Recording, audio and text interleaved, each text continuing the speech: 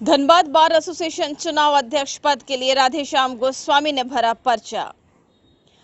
Dhanbad bar association के चुनाव को लेकर सरगर्मी तेजी हो गई है। प्रत्याशी अपने अपने पसंदीदा पदों पर नामांकन पत्र दाखिल कर रहे हैं।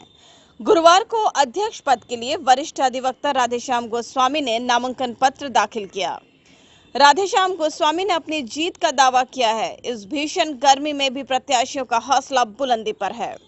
इस बार धनबाद बार एसोसिएशन का चुनाव काफी कांटे की टक्कर होने की संभावना है। राधेश्याम गोस्वामी ने मीडिया को बताया कि धनबाद बार एसोसिएशन में कई अधिवक्ताओं के लिए विभिन्न प्रकार की योजनाओं की शुरुआत मेरी ही देन है, जबकि हर कोई इसका श्रेय लेने की होड़ में है। सभी योजनाओं का प्राकलित मेरे द्वारा किया गया है। इन सभी अधिवक्ताओं का प्यार और प्रेम का समर्थन इस बार मिलने की काफी उम्मीदें हैं और निश्चित तौर पर सभी अधिवक्ताओं को कई प्रकार की योजनाएं से लाभान्वित करवाएंगे। अगर अध्यक्ष पद से जीत कर आते हैं तो सभी अधिवक्ताओं को 5 लाख का मेडिक्लेम तथा महिला अधिवक्ता के लिए शौचालय की व्यवस्था, गरीब अधिवक्ता के लिए सहयोग राशि के भी फंड संचालित की जाएगी, ताकि सभी अधिवक्ताओं को बेहतर और सुगम व्यवस्था देने के लिए धनबाद बार एसोसिएशन तत्पर रहेंगे।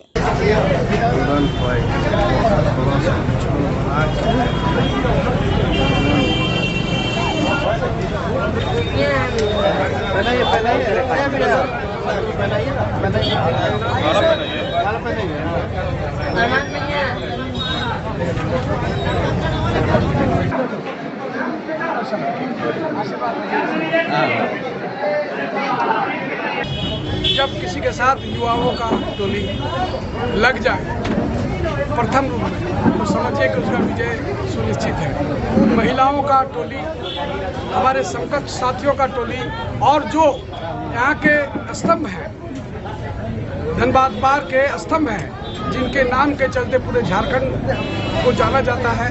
यहाँ पर वकील से लेके जज तक, सुप्रीम कोर्ट के प्रैक्टिशनर से लेके हाई कोर्ट और सुप्रीम कोर्ट के जज तक को जिस बार एसोसिएशन ने पैदा किया है, उन सबों का आशीर्वाद अगर प्राप्त हो तो निश्चित रूप से उत्साह मुझे मिलेगा ही। मैं 2 बार भी रहा हूँ। तीसरे बार लोगों ने परिवर्तन करके देखा तो उन्होंने ये पाया कि अधिवक्ताओं के साथ उन लोगों का किसी तरह का कोई संबंध, उनके सोशल वर्क से कोई नहीं रहा। वो लोग व्यवसाय करने का उद्देश्य लगता है शायद, और व्यवसाय करके वो चले भी गए। हम बताना चाहते हैं कि जो 100 साल से ज़्यादा का धनबाद बार का एक इतिहास है, उसमें कुछ लोगों ने, कुछ के पदाधिकारियों ने कलंक पोतने का काम किया। उन्होंने अपने पिता माता, जहाँ से जन्म लिया, झारखंड स्टेट बार काउंसिल, उनके विरुद्ध में उच्च न्यायालय में, माननीय उच्च न्यायालय में मुकदमा कर दिया।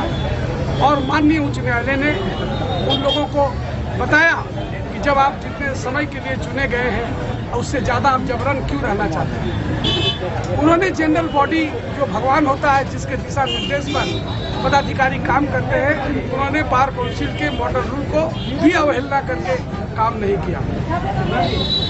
और सबसे बड़ा बात जो अभी लोगों में है कि स्टेट बार काउंसिल ने एडवोकेट प्रोटेक्शन एक्ट लागू करने के लिए 7 से 10 दिन का आंदोलन किया।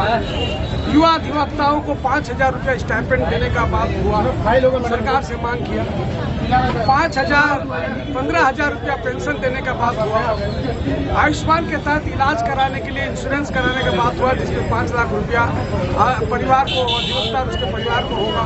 और मृत आश्रित को 10 लाख रुपया सरकार से दिलाने का बात हुआ था। हम लोग मांग किए थे। एडवोकेट प्रोटेक्शन एक्ट लागू कराने का मांग किए थे। APP का बहाली 50% बार से ही हो, कल्याणकारी काम के लिए उसका मांग किए थे। और एडवोकेट्स कॉलोनी बनाने का मांग किए थे। इस बीच में आंदोलन के क्रम में आंदोलन को तोड़ने के लिए सरकारी अधिवक्ताओं का हुजूम एक लगा। सरकारी अधिवक्ताओं का हुजूम एक लगा। पहले तो लगा कि सचमुच में ये लोग अधिवक्ताओं के रक्षक के रूप में, उनके कल्याण का भावना के रूप में माननीय मुख्यमंत्री के घर में एक सभा का आयोजन, झूठा फरेब सभा का आयोजन अब कर रहे हैं। उस समय उन्होंने किया और माननीय मुख्यमंत्री से झूठा घोषणा अपने कॉरिडोर में करवा दिया कि सभी मांग को पूरा किया गया। पेंशन भी दिया जाएगा, आयुष्मान में भी होगा, 10 लाख का भी देके कोर्ट फीस माफ करने का सोचने लगा। लेकिन क्या हुआ सर, हम लोगों का आंदोलन का क्रम बाकी था और इसी बीच में हम लोगों को आंदोलन को स्टेट बार काउंसिल को वापस लेना पड़ा, आंदोलन को तोड़ने का काम किया।